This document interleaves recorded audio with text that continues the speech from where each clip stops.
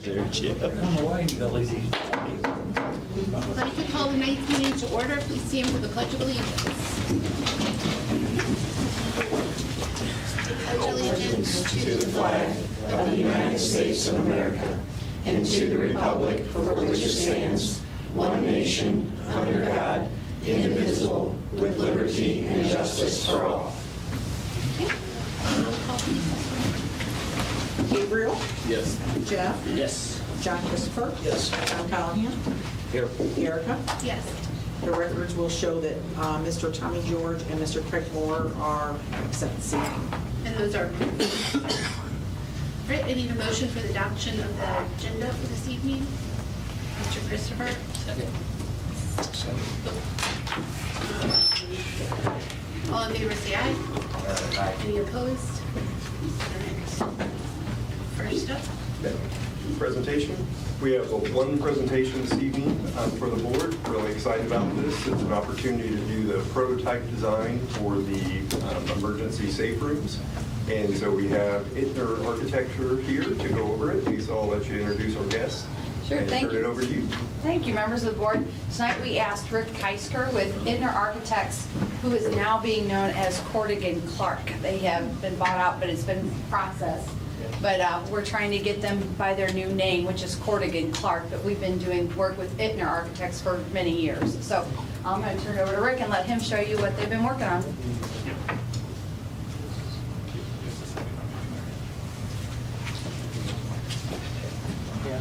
Good evening. We're happy to be here today to do a presentation for the Pheasant Point Storm Shelter Edition. As discussed, this will be a prototype. This will be the first. You already have a storm shelter at Flint Hill, so this will be the first one at Pheasant Point. We're going to bid this out early November, see how the bids come in, and if we need to make some adjustments, we can do that as we move forward with the other schools. So this is Pheasant Point, and the nice thing about this site is, compared to some of the other sites, is you got a lot of room on both ends of the building. So as we're working on the prototype, in this particular case, we have this design on the smaller end. In some cases, going forward with the other sites, we're going to have to put it on the other end, because we have some sites restraints with property lines and limited area to work with. So this is just a couple exterior photos. As part of building this addition, there were some issues with the exterior wall facade, cracking, and some maintenance issues that are going to be addressed. So basically, we're going to replace the addition is going to cover up a good majority of this, but then we're going to replace the rest of the wall cladding with a fiber cement board, which is similar to what you have at Flint Hill and some of your other schools. Just another photo of that. This is the site plan, again showing the storm shelter addition on the end. As part of this, we are going to add a new drive, so you have the ability to kind of lock off this addition and use it for an evening event, and there's a way to get into the new addition easy without having to go through the existing school if you want to manage it that way. Again, showing the addition onto the floor plan. And so in 2015, the storm shelter is a requirement, 2015 IBC requirement for schools, for new schools or when you're building an addition. And there's two ways that you do the calculation. There's a square footage per person, and then depending on the area of that you're using, there's a factor you have to reduce. Like, for example, a corridor, you get 100% of the area, but if you're using a room like this, it's got furniture in it, you got to kind of take a reduction into account, knowing that you can't use the full room. So I just wanted to mention that there is a calculation we have to go through to make sure the room is sized properly, and that's basically how it works. And then we ran that calculation for Pheasant Point. So we're working with 552 people total with students and staff, and we kind of run the numbers, and this room is sized for that. And then we have a first round of other schools that would be added on to. We kind of run those numbers. As we go through that, if we need to make the building a little bit bigger or whatnot, we can do that. And so the way this works is the red outline you see there is the storm shelter. It's designed to resist the lows of a tornado. We have a connective corridor. So our thought is that the storm shelter addition would remain the same on each school. The piece that'll be different is the corridor and how it connects to the school. And we know you have some schools that kind of predate the prototype, so we'll have to that'll be kind of a different design, but we're going to try to use this design as much as possible. So the way this room is set up, it's a multi-purpose room. It can be used for after-school care. It can be used for indoor recess. It can be used if you want to rent it out to the Cub Scouts or whatever for an evening type of function like that. So the way we designed the room is to have a lot of storage in there with that in mind, so that as somebody uses the room, they pull out the things they need for whatever they're doing in the room, and then they put it back. That way the room is mostly left open in case you need it for a storm shelter. So we have a storage room there you see down on the bottom left-hand corner, and then several storage rooms up at the top of the page there. By code, we're required to have a certain number of restrooms, and once you get over 500, we need to have 3 restrooms, so that's why we're showing those there. And then we also have a operable partition that you kind of see indicated there with the dash line, so that you have the ability to subdivide the room and use that for 2 spaces if you wish to do it that way. And if you have any questions, anybody have any questions before I go up the floor plan? A quick question. Sure. This is designed to protect against an F4?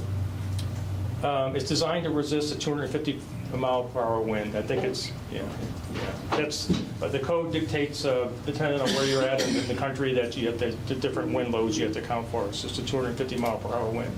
Thank you, sir. This is the exterior design of the building, so we're using a lot of the brick and the block that you have on the existing building.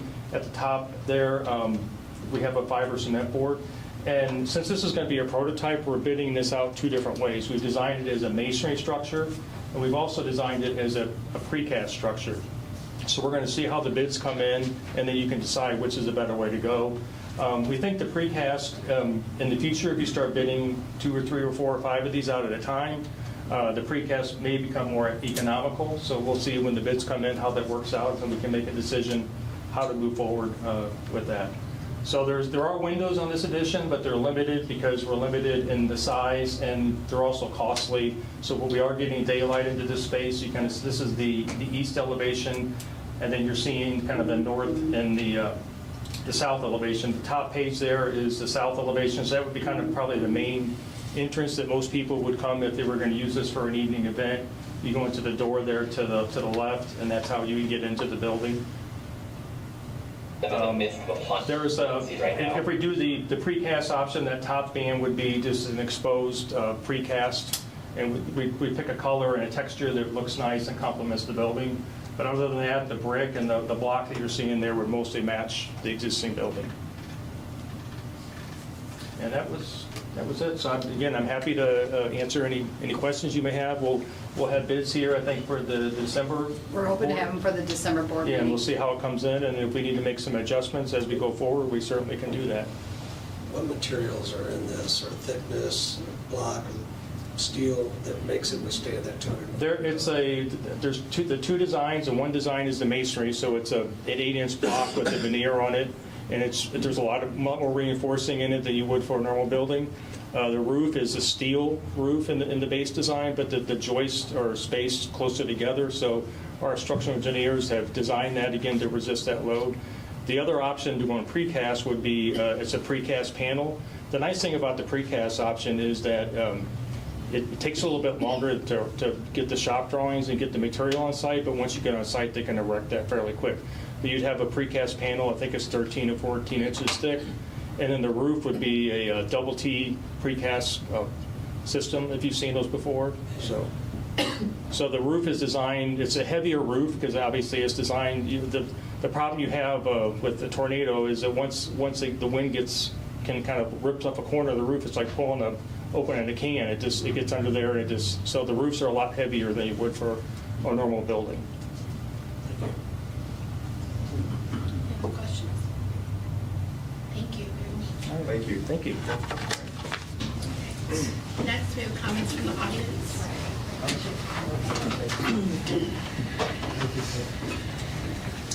Start with Mr. Dino. Now, thank you. Please keep your comments to 3 minutes or under.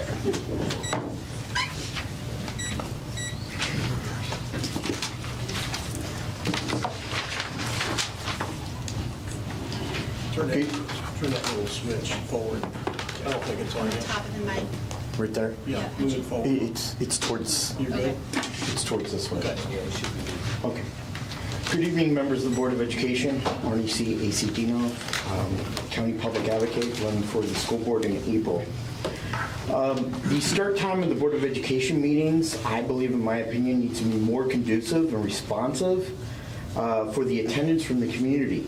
6 o'clock is just not a good time to hold a Board of Education meeting, especially when people are trying to put food on the dinner, caught in rush hour traffic, and trying to get their families from after-school activities.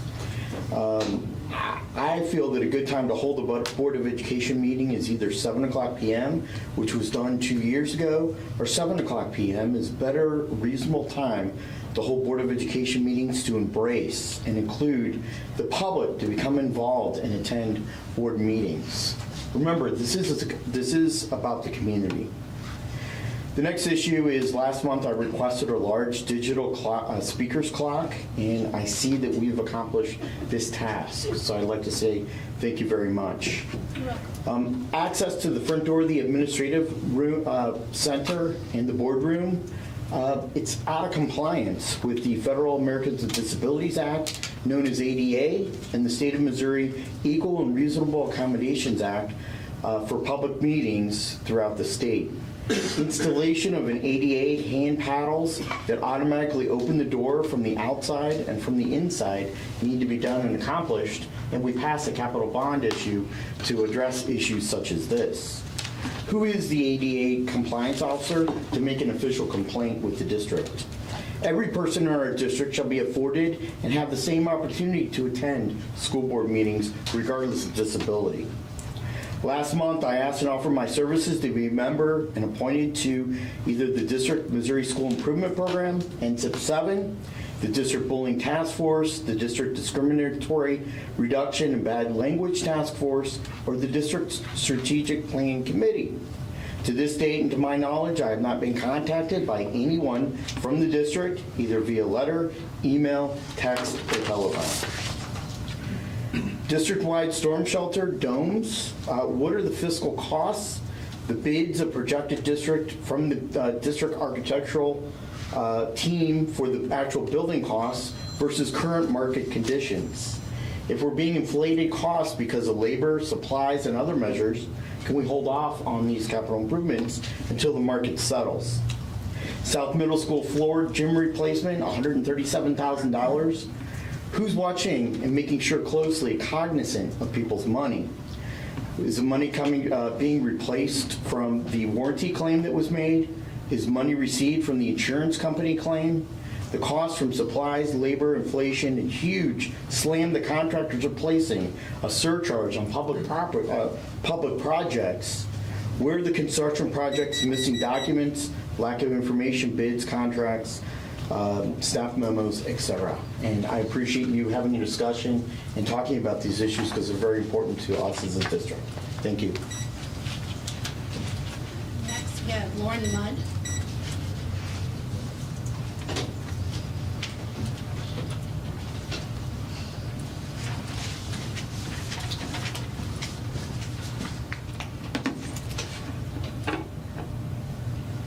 My name is Lauren Mudd. I'm a senior at Fort Zumwalt West High School, and I've been in the district for my entire life. You've heard my mom speak about the issue of bullying in our district for the past year and a half, and nothing has been done other than the creation of the task force.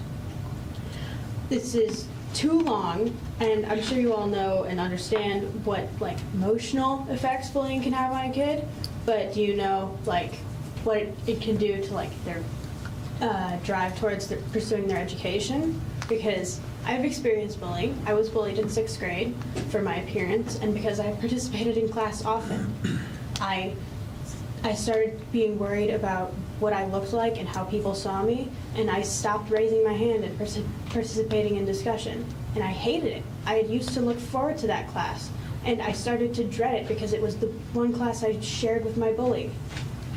I've seen my brother be bullied out of participating in after-school sports multiple times, and he is very passionate about them. He enjoys them a lot, and he can't enjoy them because he doesn't feel comfortable participating. And I know we take a lot of pride in our school sport programs, but if kids can't feel comfortable participating in them, then how are we going to have good ones?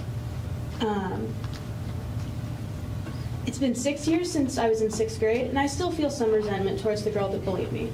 When it was especially bad, I wished some days that she would die. She made me feel horrible about myself, and it took months before anyone who saw something decided to tell a teacher. I don't think I should have to tell you what this makes a kid feel.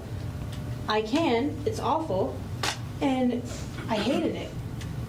I know other people that have experienced it also hated it, and I think something needs to be done, like soon. It's important.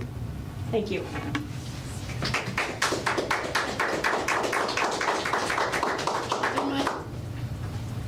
Oh, sorry.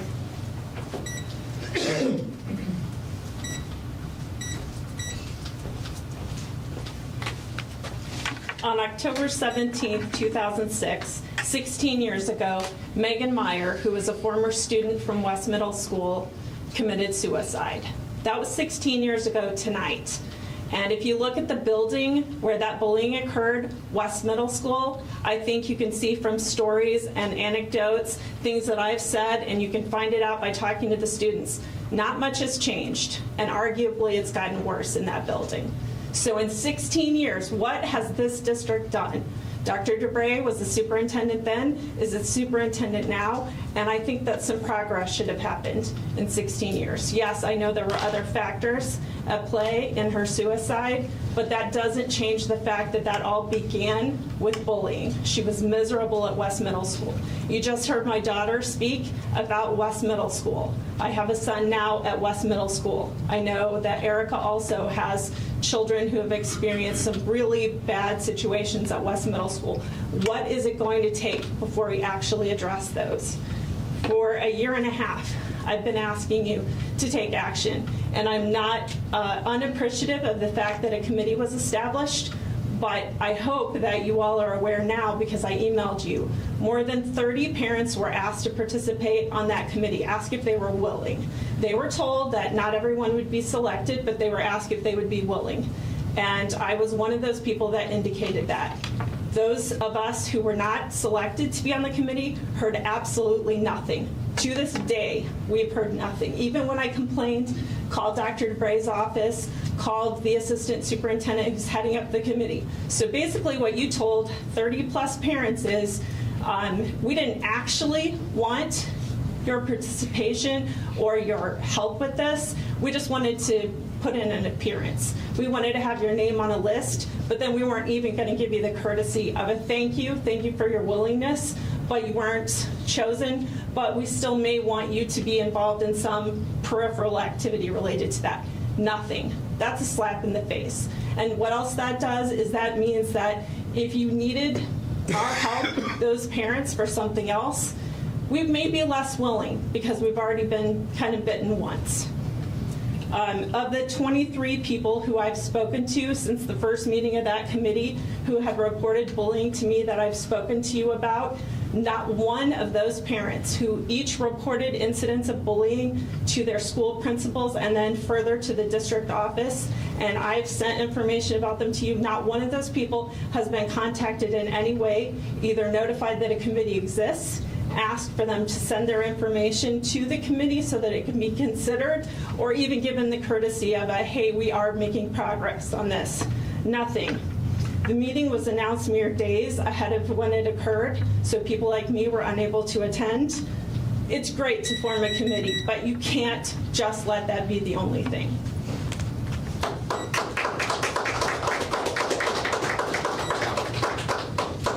Heather.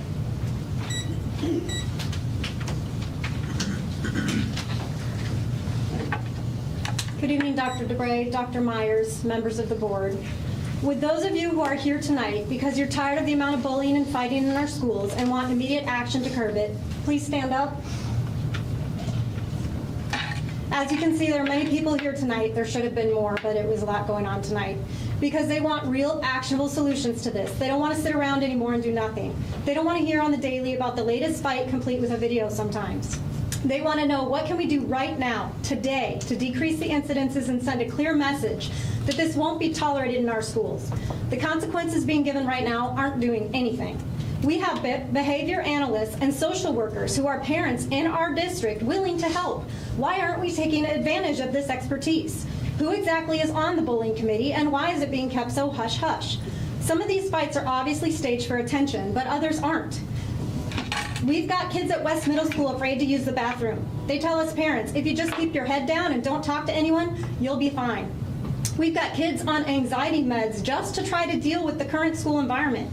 How is any of this okay, let alone accepted?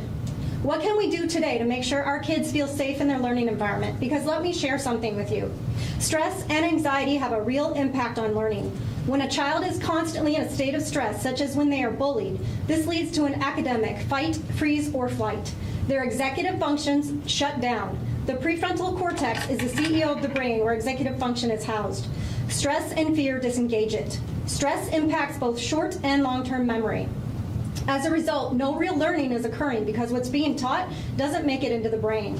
These cumulative effects build up over time and lead to an underdeveloped capacity for empathy and a quick trigger to a perceived threat. This leads to a myriad of behavior from impulsivity, aggression, withdrawal, depression, and yes, can even lead to suicide. So my question to all of you is, what do we need to do today to drastically reduce the number of incidences? Are our penalties for bullying and fighting not strong enough or inconvenient enough? Do we need to make parents attend ISS with their student? Maybe when the consequences start to impact parents, then parents will start to make more effort at home to make it clear to their kids that this kind of behavior won't be tolerated at school. When a kid beats the crap out of a kid on the bus, what if that kid could no longer ride the bus and the parent had to be inconvenienced for the rest of the semester by driving them to school? We need to put a policy in place that is tough on the behaviors that are damaging, require parents to sign that, they understand and agree to the policies, and then stick to it without being afraid of their reaction. This should include realistic self-defense and Good Samaritan policies. Right now, kids just stand around and watch the fights, some because they want to, but others because they know if they intervene, they too will get into trouble. Recently, my 6th grader told me that there had been a counselor who came to the classes to talk about bullying, abuse, and self-defense. He said they were from Compass Health and talked about how to get out if you're pinned down. He also said that the therapist told the kids you can punch the person in the neck or stomp on their foot several times. They were also shown how to break someone's wrist in 5 seconds. He was very disturbed that he had to be learning this. Is this really where we are at, putting it on the victim to defend themselves instead of addressing the real issue? We can and must do better. School must be a safe environment where learning can occur. In many of our schools right now, it isn't. It seems that West Middle School has the most issues. Is this because there are too many kids in the school? If so, what can we do about that? What needs to change? We can't afford to not address this any longer. Please let those who want to and those who know how to help to make all of our schools a safe environment for learning.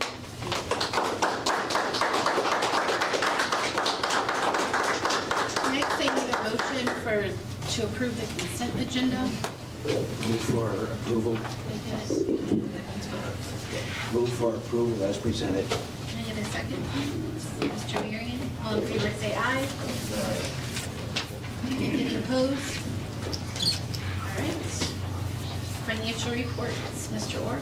Good evening, members of the board. I direct your attention to my monthly financial summary. Pull together the financial statement, investment schedule, revenue expenditure report, all those filled with numbers. You guys love your reading, right? So, monthly fund balances for September totaled $109,190,508.16. Of that balance, $2.5 million was for student activities, $5.2 million was reserved for food services, $13.1 million is reserved for debt service, $59.8 is reserved for capital projects from bond proceeds, leaving $28.6 million in our operating balances. At the end of the month, $103.2 million was invested, as shown on the investment schedule. I would like to point out that our rates are going up significantly. We were probably around 4 to 5 basis points, and now we're over like 300 to 400 basis points, depending on the investment that we have right now. So it's nice to see our rates are going up, and so are our earnings on those. Monthly revenues for September totaled $9,215,945.91. As shown on the revenue report, local revenues totaled $3.5 million, state $5.3, and federal $0.4. Revenues for the month are up $1.2 million compared to last September, and this increase is almost entirely due to an uptick in local revenues, led by $600,000 in food service, $100,000 in Prop C, and $128,000 in investment earnings. Local food service revenue will continue to grow now that the federal subsidy for free meals to all students has ended and the district has started charging students for meals again. There will be some offset in the federal revenue because we had quite a large number. All of our revenue pretty much last year came from federal revenues for all of our reimbursable meals, and it was a significant increase over what it had been in the past. So that'll be offset somewhat for the local charges. Prop C collections continue, or sales taxes continue to be strong and are up by 10% for the year, and we hope that continues. And finally, growth in investment earnings is projected to continue as the Federal Reserve implements additional rate increases to curb inflation. As I said, we're up between $300,000 to $400,000 depending on what investment we're and what term we're looking at investing our excess funds in. All other revenues are relatively flat for the month and are in line with what we would expect for this time of year. Monthly expenses for September totaled $20,787,124.46. As shown on the expense report, payroll-related expenses totaled $16.5 million for the month. Purchase services, $1.4, supplies, $2.3, and construction and capital, about $600,000. Salaries for the most of the full-time positions are running about 2.2% ahead of last year at this time, which is where we would expect to be based on raises that were awarded and changes in our staffing levels. However, we're still seeing a fairly significant lag in our para and sub salaries of $143,000 or 15%. We're still struggling to fill some of our vacancies for support staff, specifically in our para ranks. Also, some of our subs we're still having a hard time covering. Benefit costs are lower by $167,000 for the month, partially due to vacancies, but also partially due to a shift in paying our premiums in advance. You may recall we had a premium, what we call holiday last December, and that happened to be where we used to pay our benefits in arrears, and now we're paying them, or however, we switched it around so that it lagged a month behind. And what that does is now we don't have to double up so much on the new hires when they come in, so it's helped bring our cost down a little bit in the first few months here.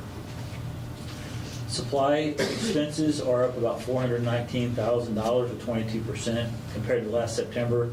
I took a very hard look at our supply expenses because of that large increase, and digging deep down into the detail, we're seeing a lot of timing on renewal of tech software licenses, which have been purchased earlier this year. So some of that's just timing. It's not that it's a major increase in our expense, it's just the timing of when it was purchased.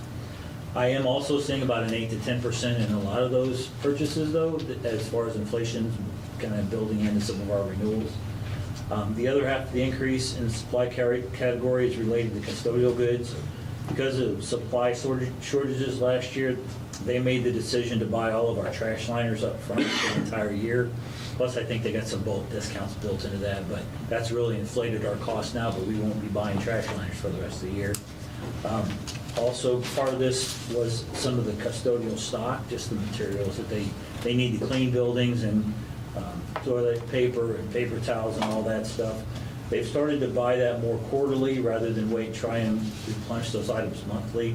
And with that change, we're hopeful that we can avoid some of the back orders and outages that we ran into last year. I know Dwayne, our custodial foreman, he was really having some issues getting some supplies in here last year. So, does anybody have any questions about any financial reports?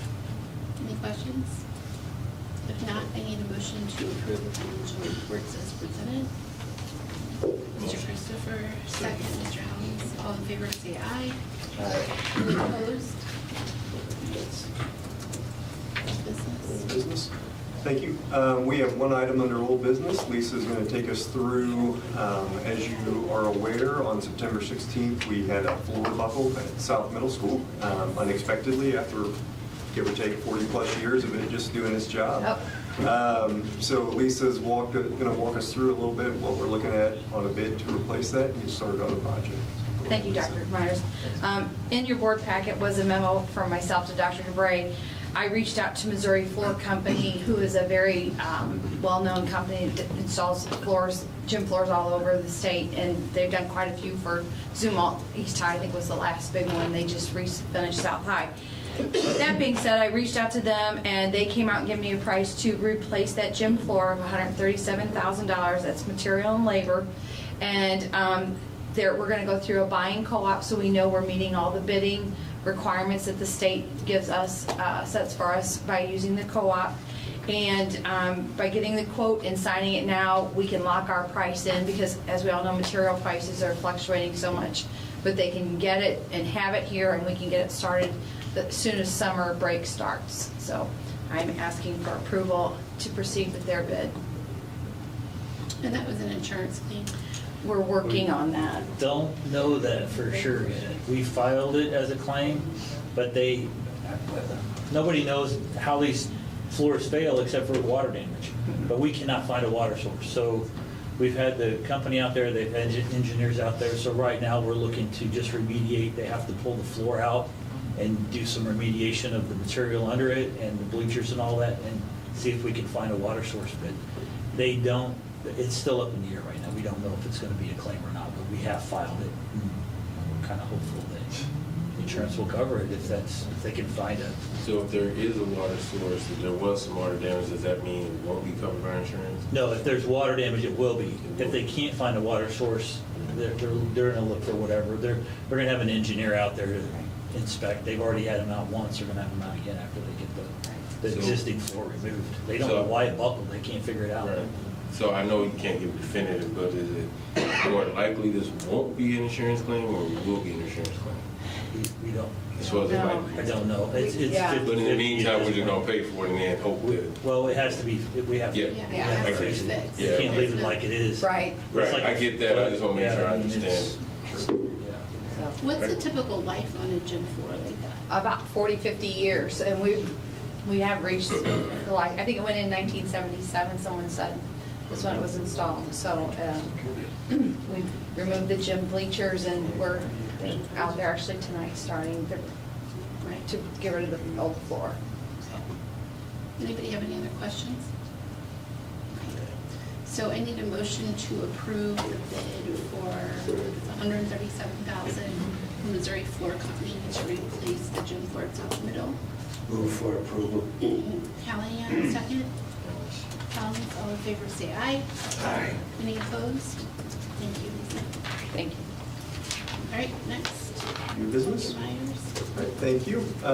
Under new business, we just have one item, and it is not an action item. It's a tentative strategic plan update, so I'll be taking you through that. I'm not going to spend a whole lot of time on it, but members of the board, you've had an opportunity to review, as has been emphasized several times, just a draft version of this. So what I'd like to do tonight is paint a little picture of where we are, where we're going, let the public hear that a little bit. And always keep in mind this is a work in progress. So as we stand, I think the first thing to kind of lay out what we're working through is a facilities strategic plan. So rather than an all-encompassing document, this is focused on our facilities and the directions that we're going to go, particularly in light of the recent bond issue that we passed. So I'm going to kind of walk it through talking about structure, progress, what work we have to finish, and then the comments. So I'll just be going through talking points. Jump in at any point, ask me to clarify, but we'll try and keep it brief and get folks out of here this evening. In terms of the structure of the current plan, it essentially has 5 components. There's an overview of our personnel history, a breakdown of our instructional program review schedule that Ms. Waters does in curriculum instruction.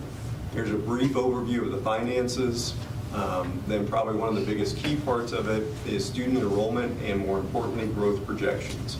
Even though we are an established district, having growth projections and understanding kind of where you're seeing those trends happen throughout the district allows you to make informed decisions about what you might need to do with respect to boundaries or other construction. And then lastly, it has a breakdown of key district facility projects, renovations, and updates. So that's kind of the skeleton of the facilities plan. And the intent is to give you a 5- and 10-year lookout of where do we think we're going to be, what do our numbers tell us, and then that works with what Lisa's planning on in terms of facilities and construction. So the second part is kind of where are we at progress-wise. Working together with Mike Neal, we've been able to put together building enrollment trends for a 5- and 10-year window. And what we did, in talking with Mike, one of the things that I felt was important was to have not just one central figure, but a range of figures using a couple different models.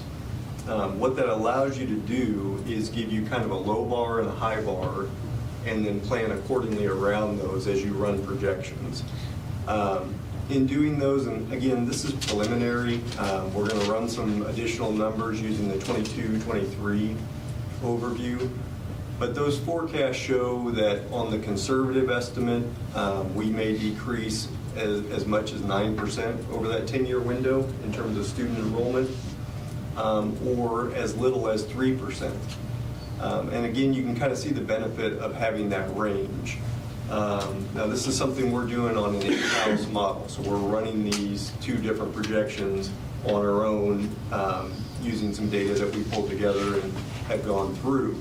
I will say that we are fortunate, one of our neighboring school districts also completed a strategic plan, and in looking at that, their projection enrollments for a comparable sized district to ours run very similar to that trend line. So you have that kind of external confirmation that you're in the right ballpark about where you might see enrollment go.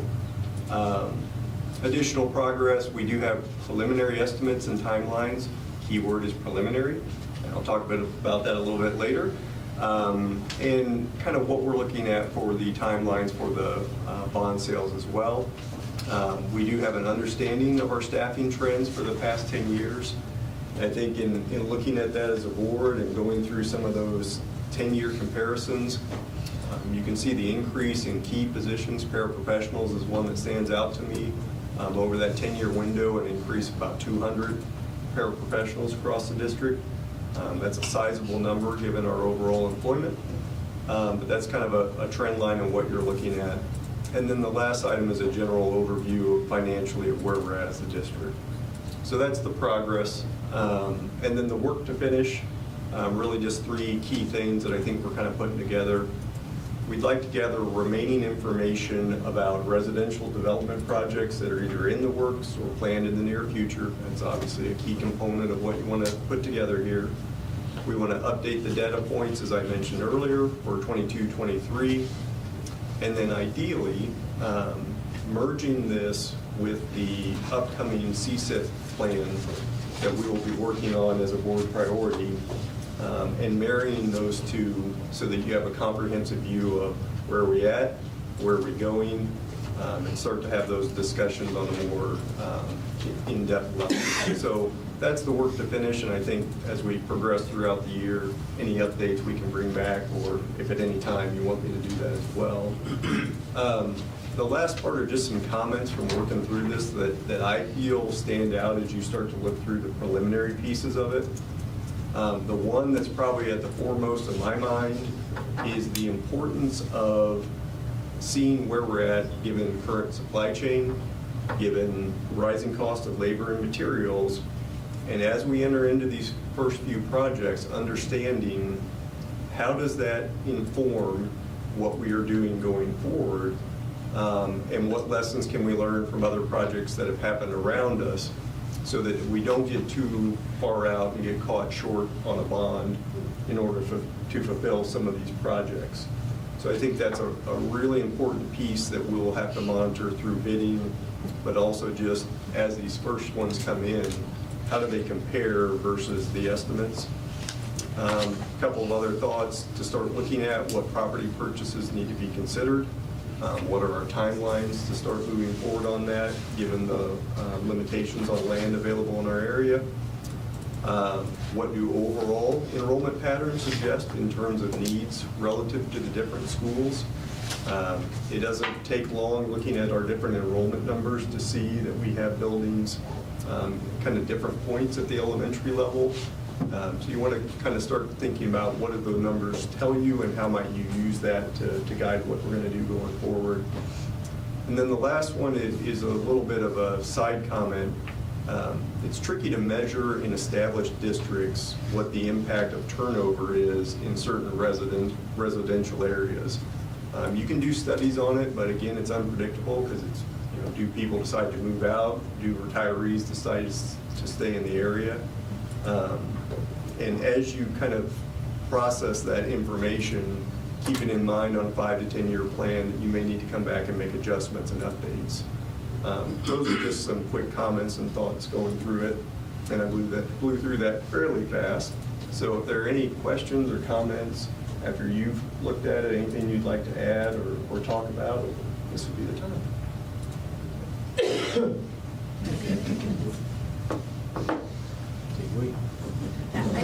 I think this is great. This information was really good. I appreciate it. All right. So we have comments from the board. Start with you, Mr. Mayor. Dr. Mary. Oh, just fine.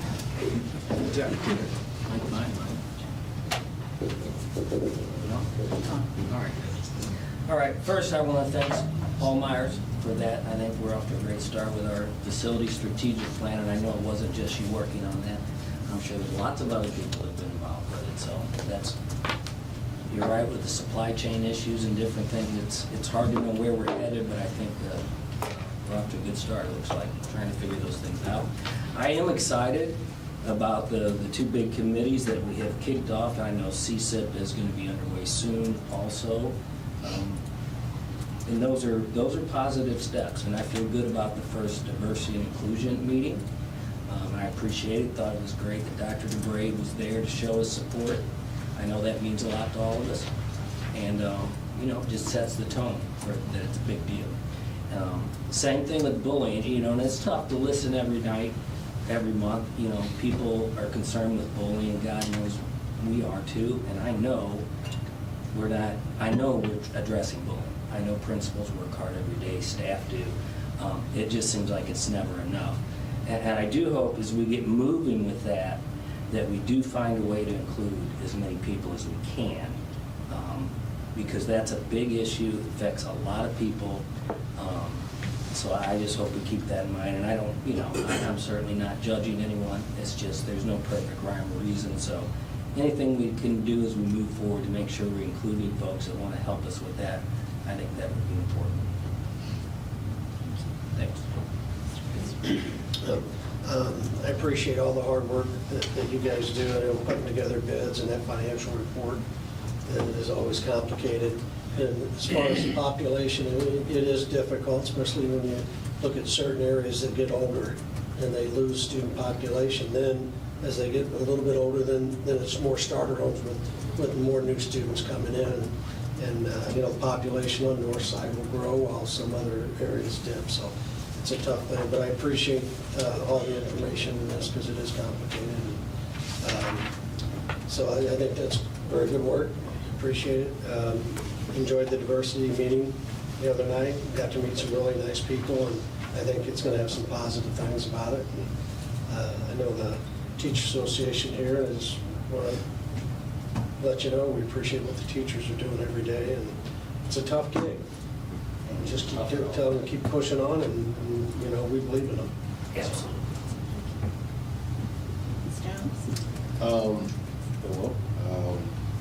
First, thank you to the, I guess the architect left, so I was going to say thank you to the hard work you put in bringing the storm shelter. And as far as those two new committees, I'm definitely excited about those. I know it's, you know, there's some people who are a little frustrated about not feeling involved, but just like, you know, Dr. Marion said, you know, there's a spot for everybody. We just have to find it. You know? And so we're making progress. We're going to continue to progress, and it might not be as fast as just about everybody wants it, but it's happening. And progress is still progress. You know, we just sometimes it's small steps. Sometimes we're lucky enough to make big jumps. So patience and progress are the main two things we got to stay focused on. As far as the diversity and inclusion meeting, I unfortunately wasn't able to be there, but I heard a lot of great things about it. Looking forward to seeing how much progress you can make there. Paul, excellent job. Thank you. I looked over the email prior to receiving this huge packet. It's not as thick when I'm reading it on my screen, but yeah, but thank you. That was a phenomenal job. I don't think you could have been any more detailed. Thank you. Mr. Kelly. Again, I have to second the approval and my support for the diversity and inclusion efforts and the bullying. Again, this will be a long-term, probably small incremental steps, but we do want the problem resolved. And again, Dr. Paul, I think, did a very good kickoff on this exercise, and I applaud your work, sir. Thank you. So the bullying's a little hard for me, to be honest with you, when it comes up. She did mention that my child had been bullied, and he did. But what she didn't say is that the teachers and the admin handled it very, very well. And my child feels safe at West Middle School. All of my children have felt safe at West Middle School. So I just encourage people, when you hear things, to walk it through a little bit before you say stuff or share things on social media, and think about it, because there's not a teacher that comes in our school or an admin who does not care about those kids. They would not go through what they go through if they did. I mean, it's the honest to God truth. And are there things we can do better? Yeah, absolutely. And there are some things that maybe we need to communicate better so parents are aware of what we're doing.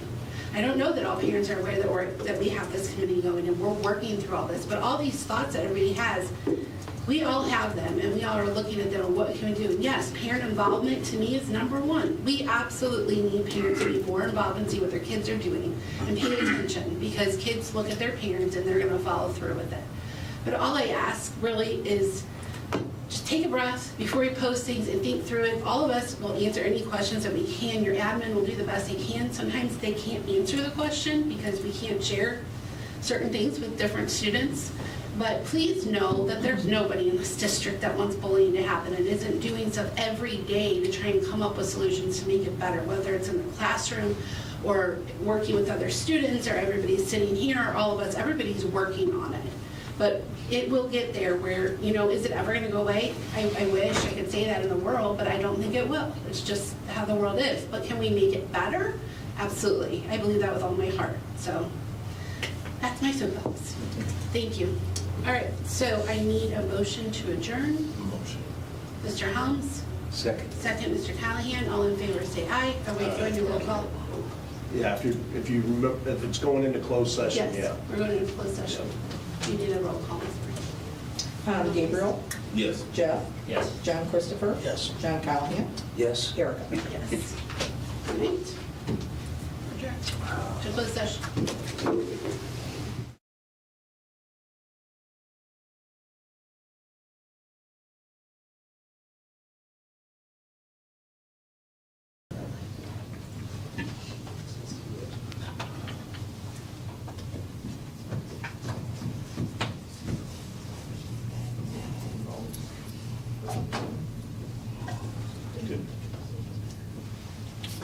We're good. Good. All right. If anybody doesn't have anything else, I need a motion for adjournment. Motion. Mr. Helms? Second. Second, Callahan. All in favor say aye. Aye. Any opposed? All right.